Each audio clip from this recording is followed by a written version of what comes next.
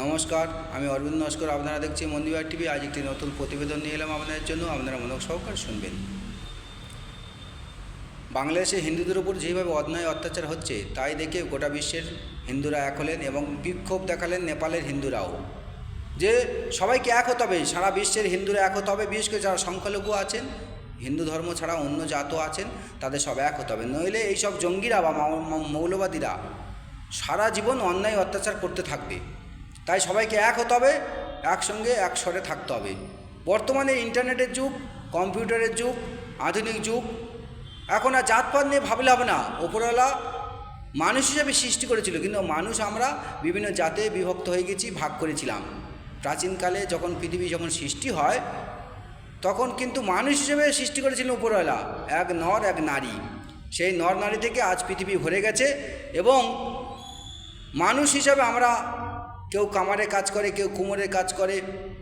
এইভাবে তখনকার রাজারা ভাগ করেছিল, যে কামার হলে লোহার কাজ করবে, কোমর হলে হাঁড়ি কলসি কাজ করবে, নাপিত হলে চুল কাটবে, ডাক্তার হলে ডাক্তারি করবে, বদ্যিরাজ হলে ওষুধপত্র দেবে, কবিরাজ হলে ওষুধপত্র দেবে, ব্রাহ্মণ হলে সমাজে পূজা করবে। এইভাবে সমাজটাকে তারা তখন ভাগ করেছিল। সেই সমাজ ব্যবস্থা আজও চলে আসছে। তারা নিজেদের সুযোগ সুবিধা স্বার্থের জন্য সেই সময় রাজারা এইসব ভাগ করেছিল, যে সমাজে কাজ করবে কারা, বিভিন্ন কাজে বিভক্ত করতে হবে এক একটা জাত হিসাবে। যেরকম হিন্দু ধর্মের বিভিন্ন জাত আছে, হায়ার কাস্ট, শিডিউল কাস্ট। এইভাবে তখন মানুষ সমাজকে বিভক্ত করেছিল। কিন্তু মানুষ হিসেবে বিচার করা উচিত। বর্তমান সমাজে দেশকে এগিয়ে নিয়ে যেতে হবে, মানবতাকে দিয়ে বিচার করতে হবে যে আমাদের দেশ কিভাবে এগিয়ে যায়। আমরা মানুষ, সবার আগে মানুষ সত্য, তাহার উপরে নাই। তাই মানুষকে ভালোবাসতে হবে, দেশকে এগিয়ে নিয়ে যেতে হবে, গোটা বিশ্বের সামনে দেশকে এগিয়ে নিয়ে যেতে হবে, জনগণকে এগিয়ে নিয়ে যেতে হবে মানবতার অধিকার নিয়ে। মানুষকে ভালোবাসতে হবে, তবেই দেশ এগোবে। বাংলাদেশের হিন্দুদের উপরে এইভাবে জুলুম করছে, তারা নিজেরা পিছিয়ে পড়ছে। যেমন পাকিস্তান পিছিয়ে পড়েছে, শ্রীলঙ্কা পিছিয়ে পড়েছে, শুধু যুদ্ধ করে লোকের কথা শুনে। বাংলাদেশও সেই কথা শুনছে। আফগানিস্তান যেমন পিছিয়ে পড়েছে।